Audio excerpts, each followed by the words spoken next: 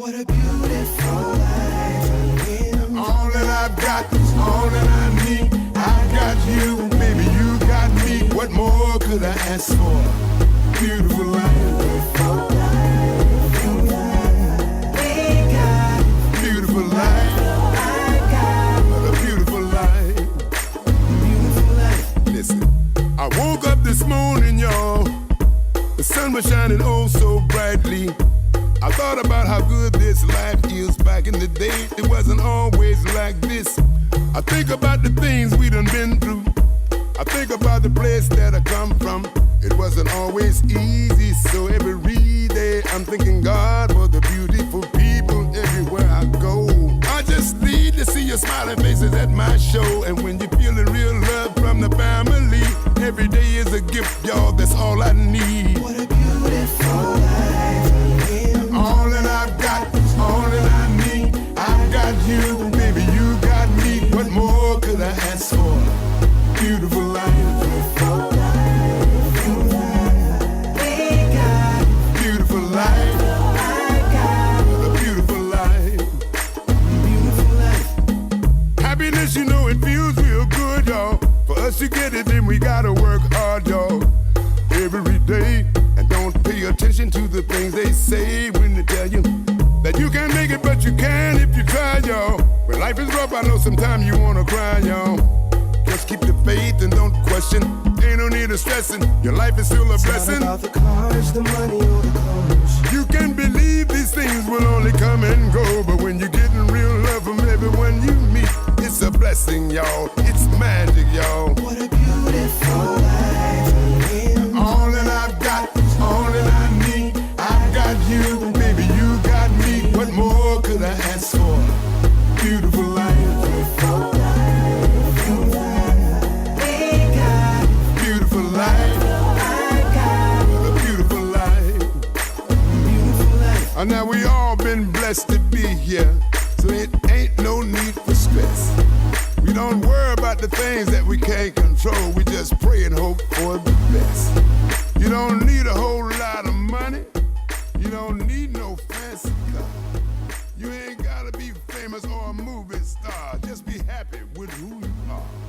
You got some food on the table and a place to live, and that's Hello, everyone. Today, you know what today is? Today is tax day. I hope everybody got their taxes done. And if you don't have them done, you have until 11:59, because actually tax day is not over until midnight. So if you have not done your taxes, shame on you. But if you have not even thought about filing yet, why not? I mean, it is so easy now. You can do TurboTax. I mean, there's so many programs you can do them yourself at home. So make sure you get your taxes done. You don't want the tax man, because nothing is guaranteed except for death and taxes. So you don't have to file them if you don't want to. Your check will start getting garnished quickly, because now it's funny how the government can't find you for no other times, but when you owe taxes, they find you quick. A court summons and taxes, that's how you always get found. So make sure you file your taxes, people. I filed mine, so I'm in no rush. I filed mine and I owe, so I had to start the whole little quarterly payment thing. So oh well. Today we have a full show, and we have excuse me, we have a Indian author. She's one of my best friends, and she was on tour with me last year, so she will be joining us later. Hopefully, I think that was her calling. So hopefully, she'll call back. Because you know me, I can't do two things at one time. Okay, so now, big news today. Aaron Hernandez was found guilty on all charges. And I was confused because I didn't know that he was getting sentenced today as well. And he was sentenced to life in prison without parole. Now, how do you go from 2 years ago being in the NFL to now you being in jail with life and no hope of parole? Like, did you not make enough money? See, this is what's called, you can't leave your friends behind. See, fooling around with them friends of his, he decided he was still, he wasn't worth millions of dollars. figures. Let me tell you something. I bet that make more than six figures a year because some of my friends that I have now, they ain't gonna be my friends when I make six figures because they just not that type. Sometimes you gotta let your friends go because even though you were brought up with them, some of your friends will get you in some deep crap and you can't get yourself out of. Case in point, Aaron Hernandez. Okay, so the ex NFL Patriot is now going to be in jail for the rest of his natural born days with no parole. So that is, I hope that's justice for the family and that the victim's family has closure in all of this because it's sad that this young man lost his life over something as petty as an argument. Also, the show today is brought to you by the Black Authors and Readers Rock Weekend and happening October 16th through the 17th in Bowie, Maryland. You can go to www.realdivasread.com to purchase your tickets. On Friday, there will be a book club meeting, panels, and a reception. And on Saturday, Dr. Daniel Black will be the keynote speaker at the luncheon. So if you really want to hear some great speeches and meet some great authors, you want to be at this weekend, October 16th and the 17th. Of course, I'm going to shamelessly plug my books. Well, I have been talking about my second book so much. People kept saying, well, you got a first book? Where was your first book at? So this is the first book, people. The first book is Let Me Just Say This, okay? So this is the first book. It's actually a series. The second book, see, you really wouldn't know if you wasn't paying attention, but it is a second book, and it's because there is a mirror on the second page, on the second book. So this is the second book, people. So the first book, Let Me Just Say This, is available on all e-readers, Kindles, is on Amazon. Also, the second book is also available on all e-readers, Kindles, Nook, iPad, iBooks, whatever you're reading on. My books are available on. All you got to do is type in B. Swangin Webster. Even if you get spell the name wrong on Amazon, it'll find me because I'm the only one on there with that name, okay? It's not like any of my other family members have written a book, so it's just me. So make sure you go out and support me. Thank you very much, because did you see the shoes? I went shoe shopping, so I have 6 new pairs of shoes. I'm kicking off the spring, people. I finally was able to get, Mother Nature to cooperate, so I actually have new shoes for the shoe cam this year. So I'm very excited, and everybody knows that I'm cheap. Okay, well, I like to get a bargain. I like to find a bargain. And let me just tell you something. I was at an event on Saturday, and we went to an outlet. We went to a Coach outlet. Now, let me just tell you something, people. I will spend money on things that I want, and I really wanted this Coach bag, and they said, oh, it's a sale today. And, if you're buying something Coach, a sale to them is like $50 off, and the purse is like $400. Let me tell you something, people. I walked in that store and they said, well, it's on sale today. And I was determined I was going to get this Coach bag anyway. Got to the register. The bag was $479. I paid $109 for the bag. Like, boom, boom, people. Shake the room. Ding, ding. I got the best deal of the day. And I was so excited. You would have thought I was just plumb crazy because I was prepared. I was prepared to go ahead and pay for it. But when she told me $109, I was like, wait. Don't ring that up yet. And I ran back and got a wallet and got a little change purse and walked out the store with 3 Coach items for less than $150. So tell me that was not a good sale. I mean, I was like, oh, honey, child.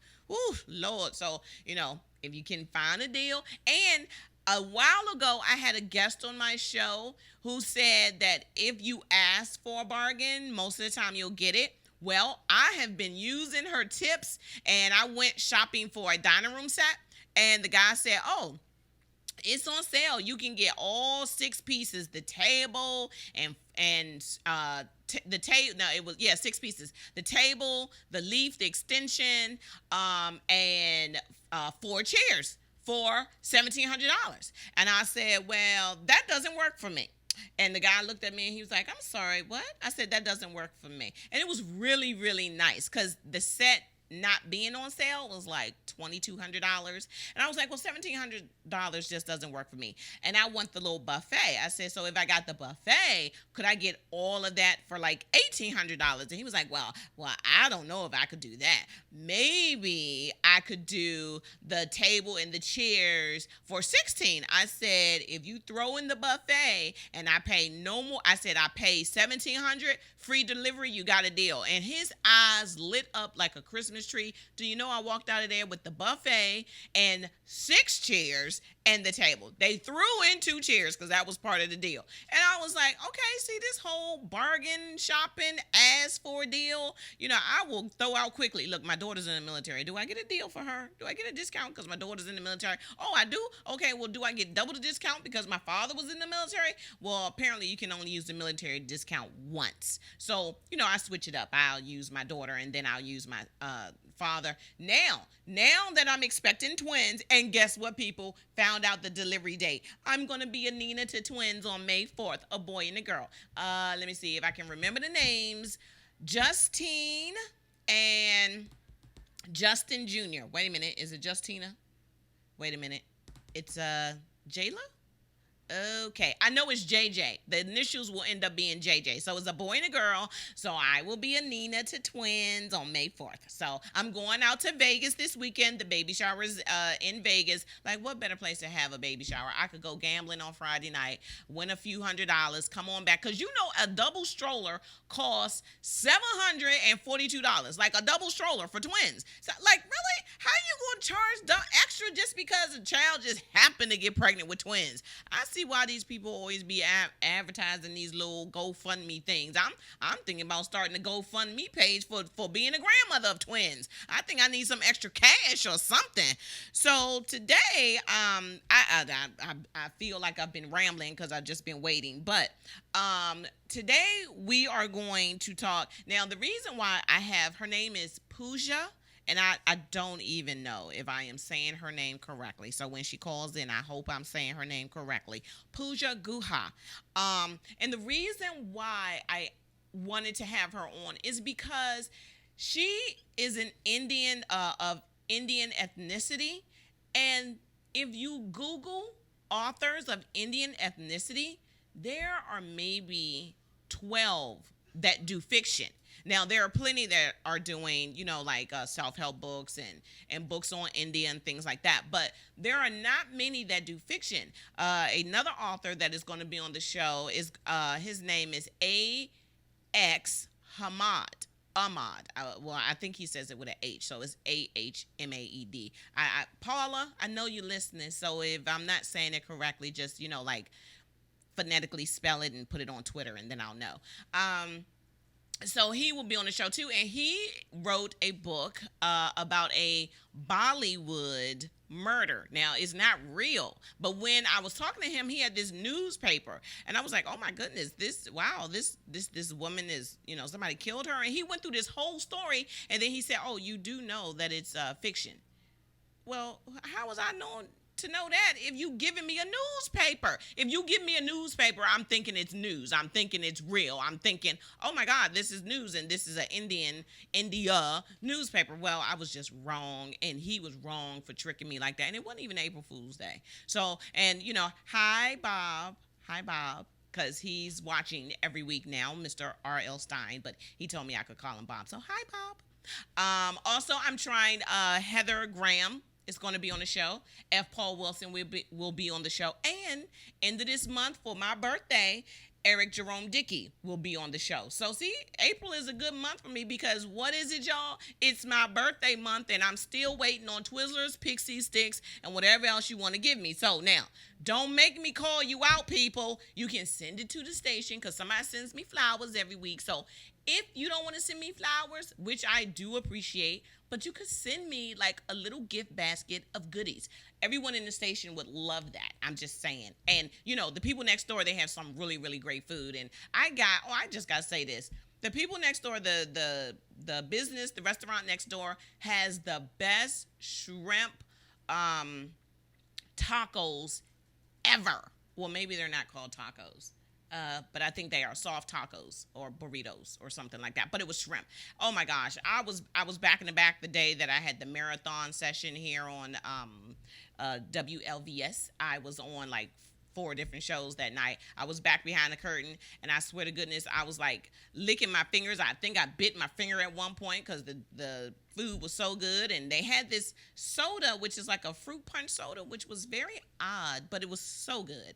So, like I said, Pooja will be calling in, and she has a book, and it's called, let's see if I can even say this right. Ariman, which is the spirit of destruction, and it's set in futuristic times.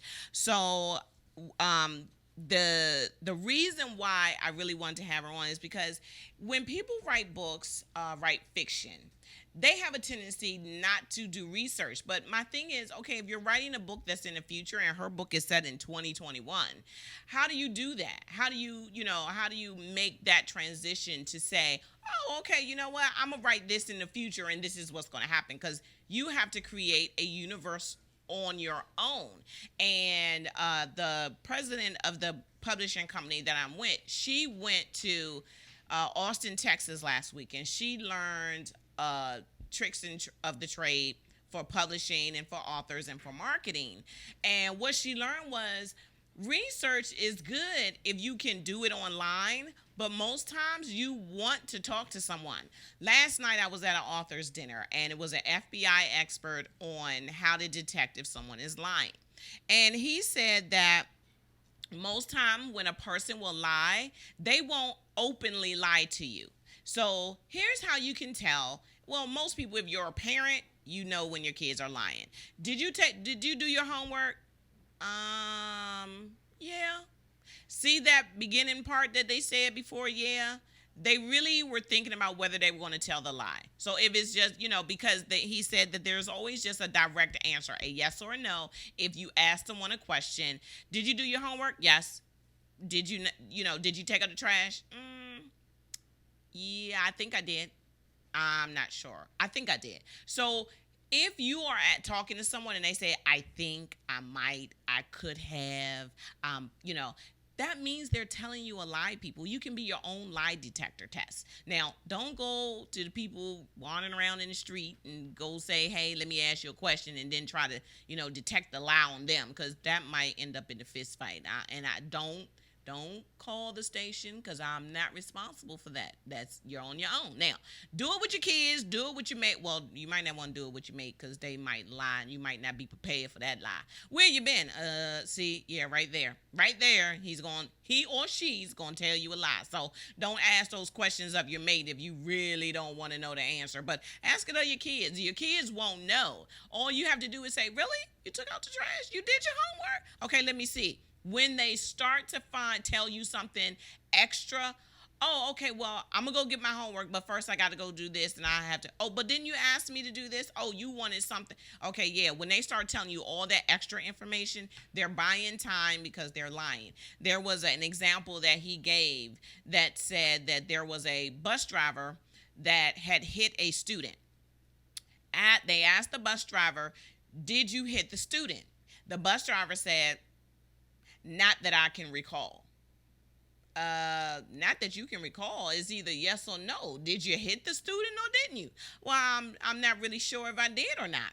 So when it turns out that the video camera shows that the bus driver hit the student, and they went back and asked the bus driver about it, he said, well, I didn't lie. I told you I didn't know if I did.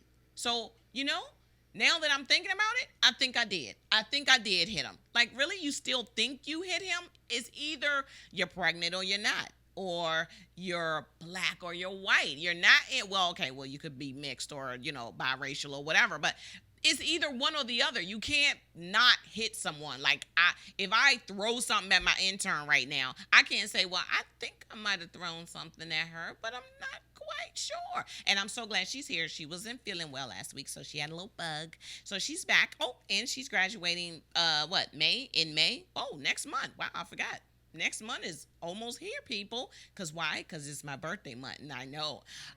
So, so while we wait for Puja, oh God, I hope I'm saying her name correctly. While we wait for her, I'm going to tell you a little bit about her book. Eric, do we have a picture of her book? Up Ariman, The Spirit of Destruction. This is her book, and it was actually awarded a Reader's Award for Best Novel Action Advanced Espionage Assassin Middle East novel when it first came out. Her book came out last year. Wait a minute. It is 2014. Yes. Came out in 2014. Oh, no, it is 2015. Good grief. I can forget. Oh, geez. I'm having an off day today. And I swear to goodness, I have not been drinking because I'm going out after this. So I saved the drink for later. So her book came out in 2014. And when I first looked at the book, I was like, oh my gosh, I don't know if I'm going to be able to get through this book because it is 549 pages. Now, I started reading the book because we switched off when we met each other. We authors have a tendency, we'll switch off a book. And so, hi, Puja, is this you? Oh. Hello, how are you? I'm great. How are you? I'm good. I have your cover of your book up right now. And you know what? I always mess up your name. So am I saying your name correctly? Yeah, you're saying it right. Okay. So I always ask my guests to tell our audience 3 things about you that I would not find on your website. Okay. So, am I on right now? Yes, you are. You're on right now. Oh, yes. Okay. All right, that's really exciting. Sorry, I wasn't sure. All right, so 3 things that you wouldn't find on my website.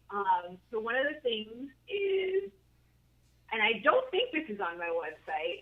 If it is, it's probably very small, but I used to be a figure skater. I competed in Kuwait in the national championships. I came in second in 2005. Wow.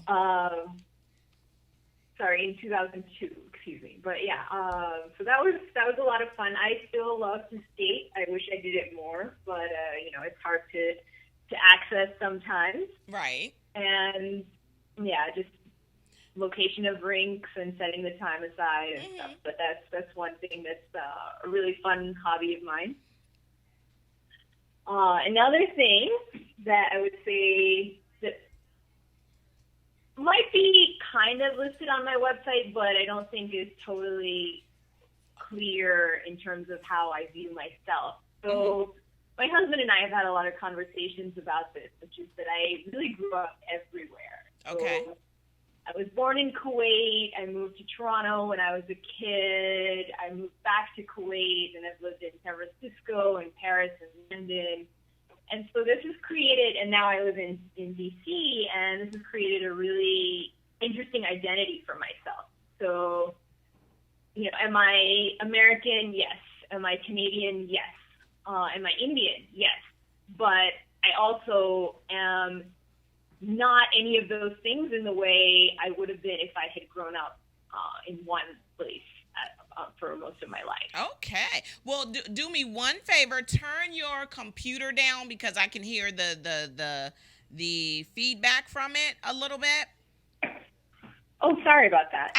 No problem, because you're going to be, it'll be on replays, forever and a day, so you'll still be able to see it. So let me ask you, because I was just going into this. Your book is set in 2021. What made you want to write a novel set in the future, so far in the future? Well, I guess really not that far in the future, but set in the future the way that you did. It was a combination of 2 things. So I had read a couple of books by Frederick Forsyth, and I really liked that they were set in the future. I thought that was really interesting that you could create this lead up. And that was what drew me towards the idea initially. And originally I had written it much closer in the future. So it was going to be, I mean, I didn't realize that I wouldn't publish until 2014, but I had set it up to be in 2016 and 2017. Oh, wow. Okay. And I wanted to give myself time where I could really manipulate what was going on and, set up the characters the way I wanted, like, say that, the Arab Spring, which happened in 2011, so I wanted to draw on that. And those were things that were happening as I was writing the book. So I had this vision of what would be going on later on as a result of all these myriad of factors and what I wanted to happen with my characters. And that's what led me to setting it in the future. And so your main character, Petra, I'm hoping I'm not even going to try. Shazi? Is that how do you Shirazi. So your main character, everybody always tries to write themselves into a character just a little bit. Is she, because I've read the book and I so enjoyed it. I was just telling my viewers that the book is over 500 pages, and it was like, oh my gosh, it might take me a really long time to read the book.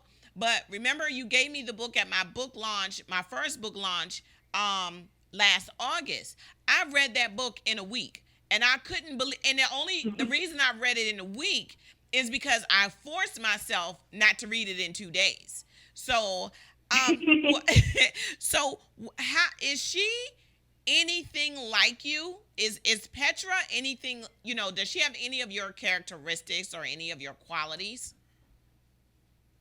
She definitely has some. So she is multicultural. She grows up partially in Kuwait. That's definitely drawing on my background growing up in Kuwait. And she grows up surrounded by a lot of different languages. Mm-hmm. So that's also something that I definitely grew up with. But then in other ways, she's very different.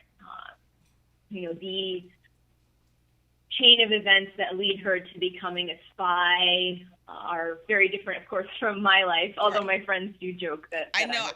I think you are a spy. Me and your husband have decided that you are a spy because you travel so much. We don't like when you told me in an email a couple weeks ago that where were you, in Japan?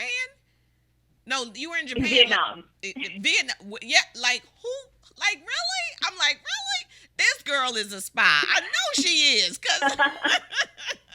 because when you said it, I was like, she's not really there. I just wanted to believe that you weren't really there, but you really were. So your job has you traveling so much that when you wrote this book, were you writing it as you were traveling, or was this one of your, I'm home and I just need to relax and release, and you started writing this novel?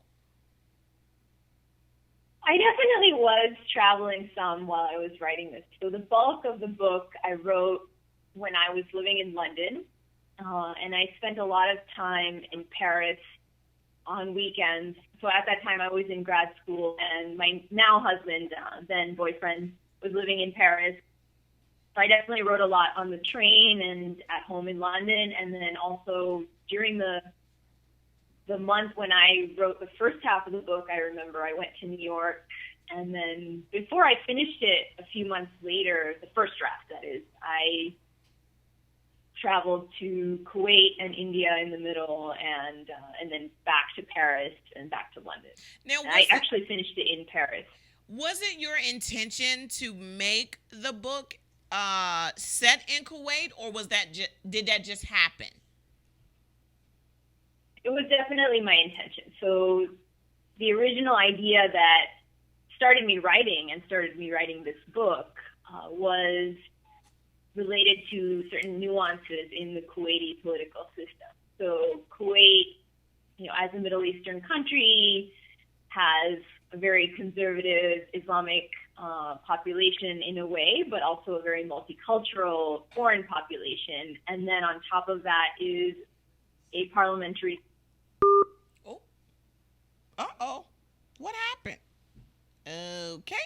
You got to call me right back. Call me right back, because hopefully she has her computer on. Oh, there she is. Hello? Hi, Sandra. Sorry, I just got disconnected. Okay, I was like, oh, look, I was hoping you were looking at your computer for, for the universal sign of callback.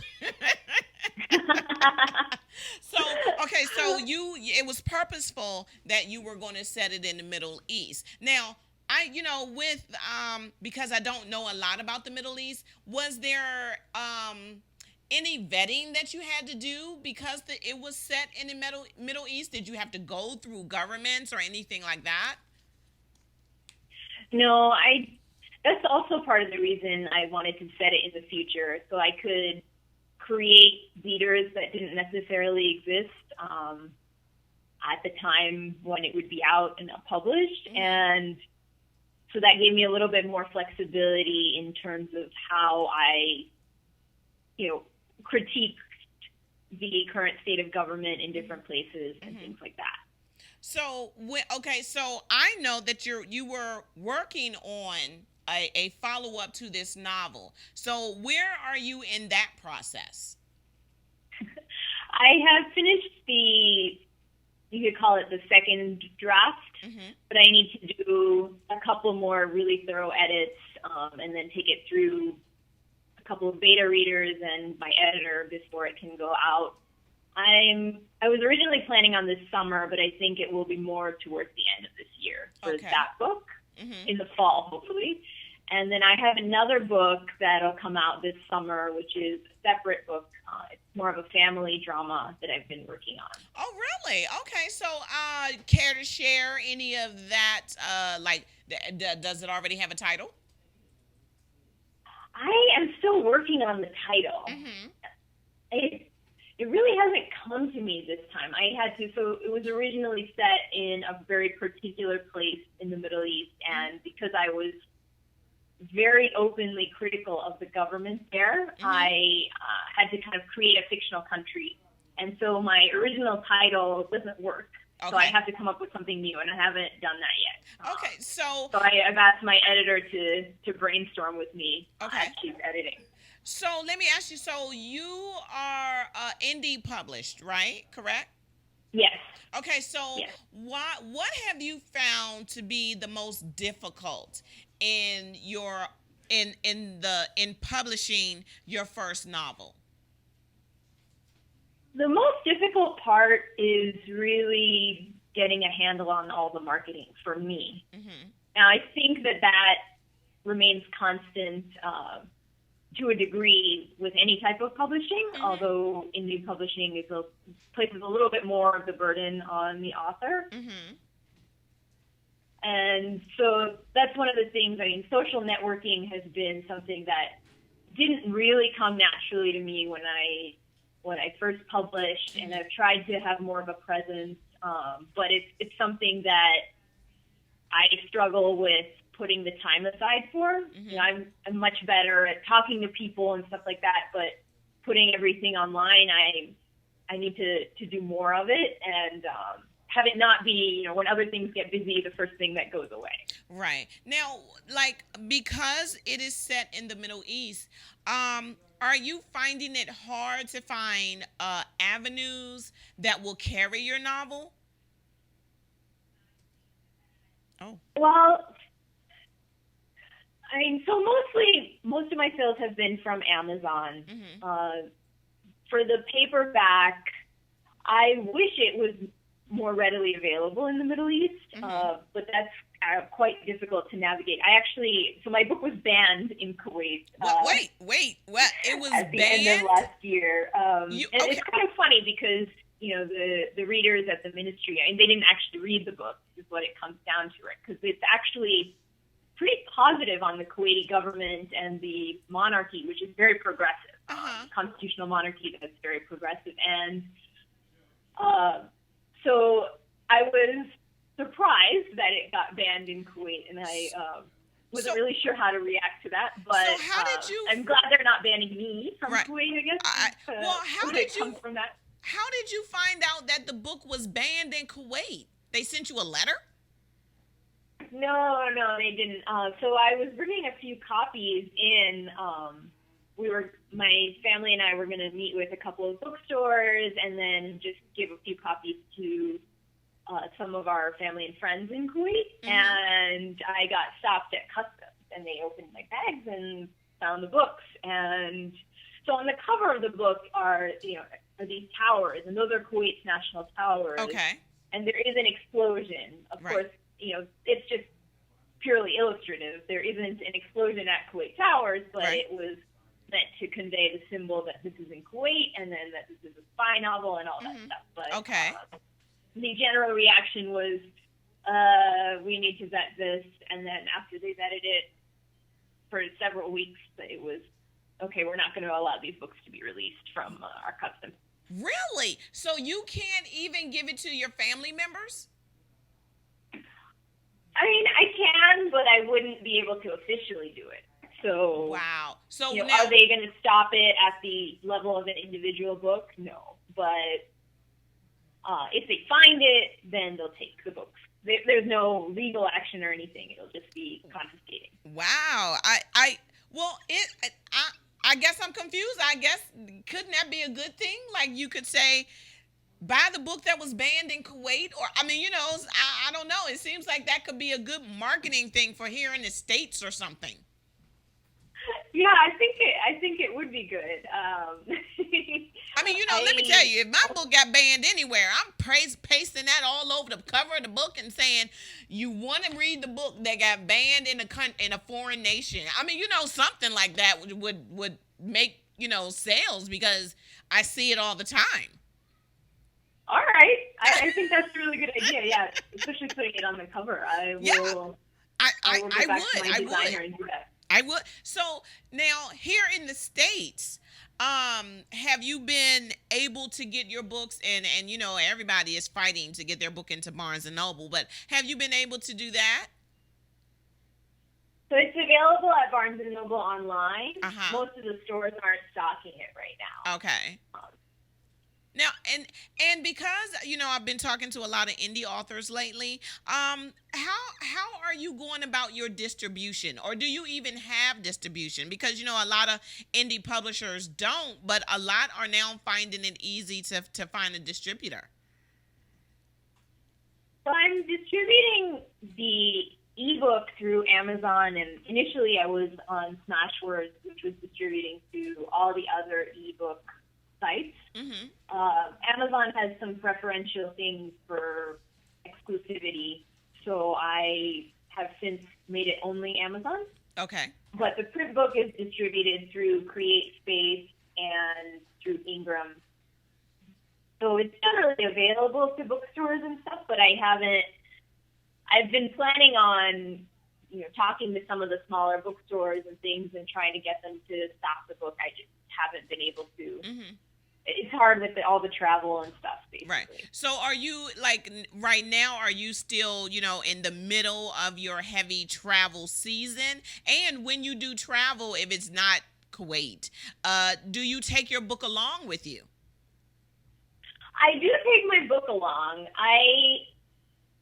But it's mostly, I've had people that I've been interacting with for work or whatever be very interested and then buy a copy from me. I haven't really tried to access international bookstores or local bookstores in other American cities. Yeah, I need to be better about setting the time aside to do that. Okay. And so I've got to take some lessons from you. Yeah. Well, we're going to go on tour this summer. We're going to get our schedules together, me, you, and Dee. We're going to get our schedules together so we can be on the book tour this coming summer and early fall, which hopefully both of your books will be able to, come along for the ride as well. But have you found other ways that most people have not thought about marketing? Because for me, it seems like it would be easy for you.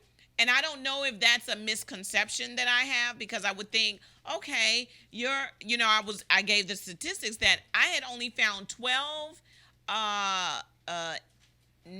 Indian authors online that wrote fiction, not authors of, nonfiction books, but you're like in a small minority, and I would think that would make it a little easier.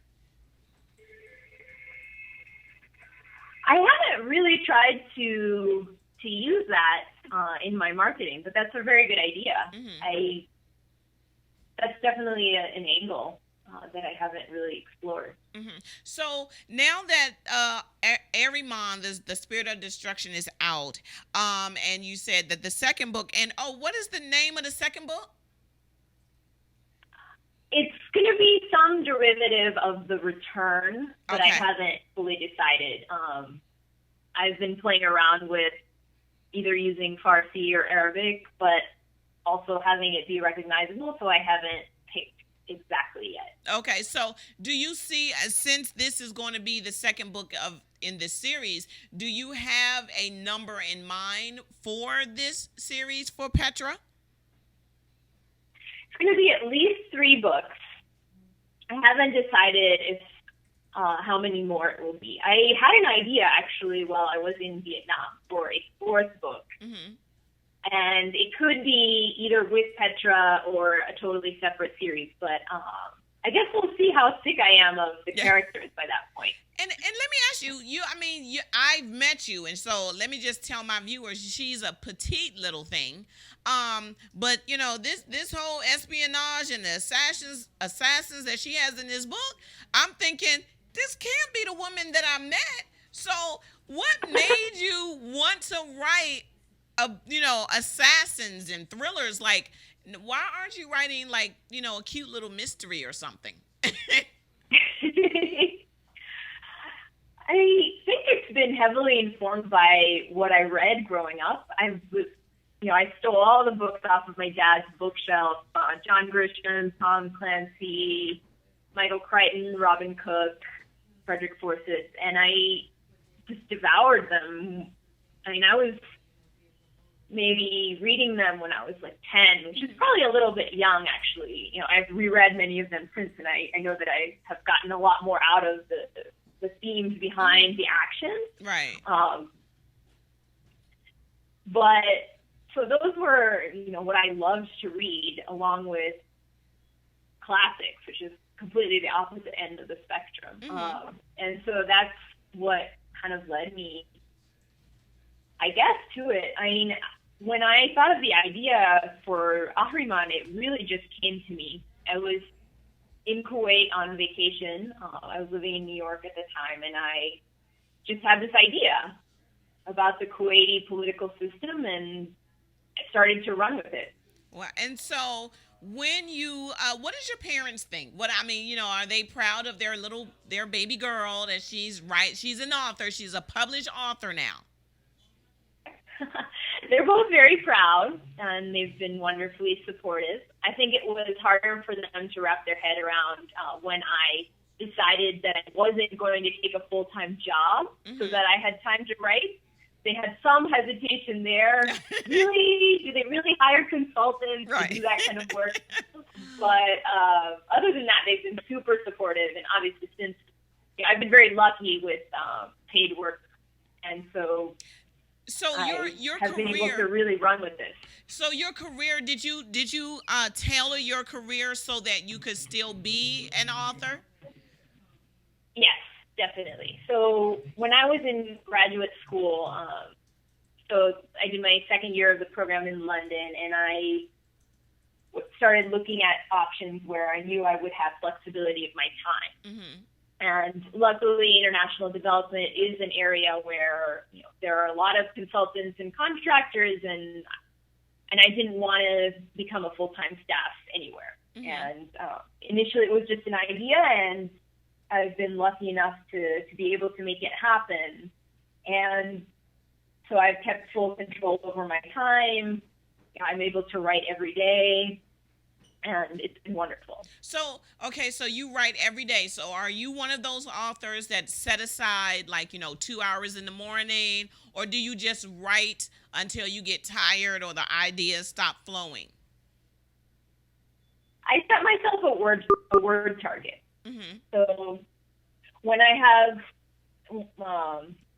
more time, I set between 600 words to 1,000 words a day, 5 days a week. Mm-hmm. And when I have less time, that's my target. And when I have more time, I try and do 2,000 words a day. Wow. 5 days a week with 2,000 words? Yes. Wow. And so do you have a dedicated space, or do you just take your laptop and you just move about your house, and wherever you settle, that's where you start writing? I generally have a dedicated space, but sometimes I get tired of it and I move somewhere else. So I have, in our spare bedroom, I have a set desk for myself, and usually that's where I write. Mm-hmm. But sometimes I write on the couch or on the dining table.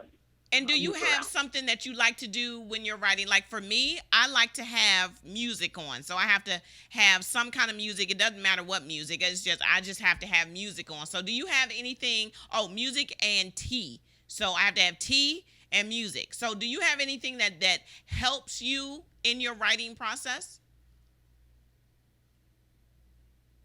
I always start drinking tea. When the words start flowing, I usually forget about my tea, but it helps me get started. Mm-hmm. Sometimes I do music, usually music without lyrics or songs that I've heard so many times I don't really listen to the details anymore. Mm-hmm.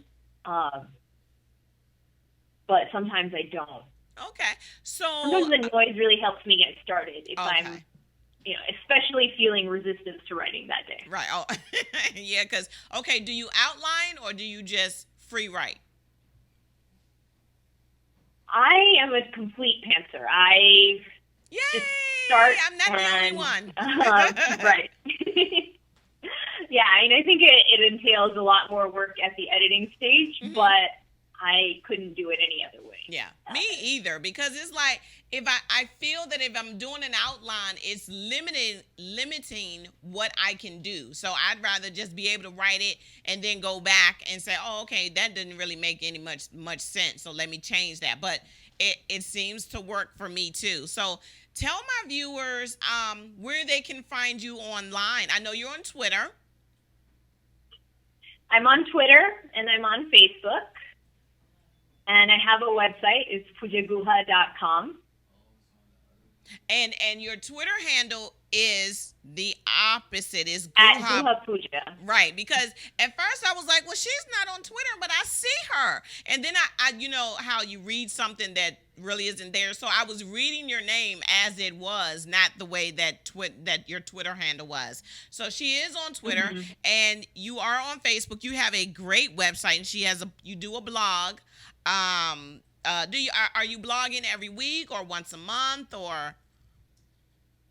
I started out every week, and now I'm trying to make sure that I get in once a month at least, and I'm trying to take it back up to once a week. I started a new project in January, and it's just been really crazy. And so, like I said, social media is something that I struggle with. So I was really enjoying the blog, and then my routine got upset a little bit, and I have to get back into it. Right. So I thank you for joining me today. I've been looking forward to having you on the show. I know the time that you were supposed to be on the show, I got stranded in North Carolina with the snow and the storm, and I was like, oh, you were so sweet. I'm down in North Carolina trying to figure out what's going on, and so I'm glad you finally made it here. And we're gonna have a ball when we go on tour. It's going to be amazing. Oh yeah, it is. Sorry, go ahead. You know what? I can't even wait to go on tour because we have so much fun, and it's just like it's like three teenage girls getting together, going out and having a good time and talking about books and talking about writing. And so I look forward to meeting you on the road. And as soon as either book comes out, I expect that you would come back on the show and promote your book, and I want everyone to go out and buy Ahriman, The Spirit of Destruction. It is on Kindle, and it is on it's in paperback. It's on Kindle. It's on Nook. Is it on on the iPad as well? iBooks. It isn't available right now on from iBooks, but if you buy it on Kindle and just send me an email, I'll send you the iPad version. Okay, so if you buy Ariman and you have an iPad and you buy it on Kindle, all you have to do is just contact her and you just look right on her website and there's her name, Puja Guha. She will send you the iBooks version. So I thank you for joining me so much today. And remember, I tell after an author is on the show, I always tell everybody, if you have this book or if you buy this book, leave a review on Amazon because that helps us and it helps other readers find good novels to read. So I thank you for joining me today, Puja. Thank you so much. And I will talk to you soon. I will be sending you the link so you can watch the interview as it was happening. Wonderful. Thanks so much. Thank you. Have a good rest of your day. You too. Okay. Bye-bye. So like I said, Puja Guha, she's just a sweetie pie. She's just this little petite thing. Now I know why she's so small, because being a figure skater, you can't weigh over more than 110 pounds. I mean, I would have never made it as a figure skater. First of all, the skate scared me half out of my wits, because I was always scared I was going to fall down and slice my daggone finger off. So, but I can understand.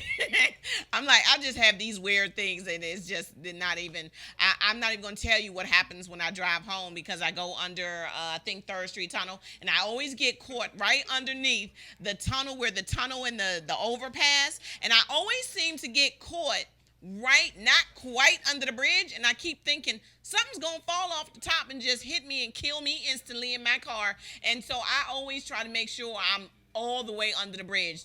That doesn't, bring the other phobias on, that the bridge is gonna collapse while I'm under it. So don't ride with me, people. That's why I don't like to drive. I like to be in the back where I can fall asleep. I'm just like a kid. As soon as I get in the car, I'm asleep.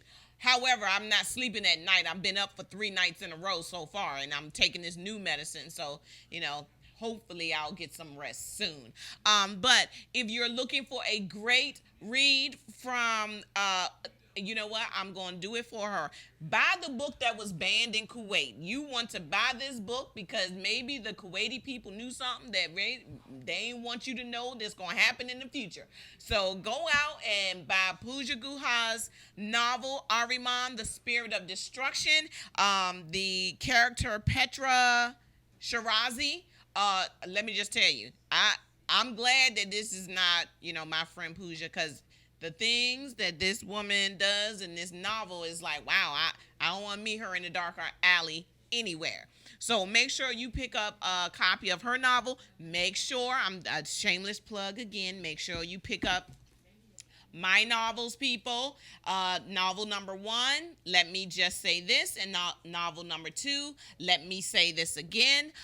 It is a series. The series ends with Let Me Say This Again. So if you have not read book number 1, you need to get that and get book number 2, because it ends with a bang, people. And I tell you, I was just so proud of the ending of the book number 2 that you won't see it coming. I promise you, you think you already know what's going to happen. You're totally off base. So I want to thank all my viewers. And, we here at WLVS, we're welcoming a new show in May. Stiletto Moms will be here. See, I have a new playmate. So she'll be on from 3 to 4 right before me.